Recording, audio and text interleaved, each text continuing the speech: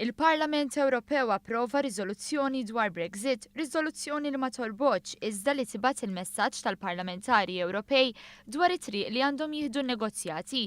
Il-Parlament mhux se jkollu sehem fin-negozjati, iżda l-ftehim aħħari għandu jkun diskuss u jekk il-Parlament Ewropew ma jogħġbux it-tip ta' ftehim jista' jitlob bidliet jew itawwal.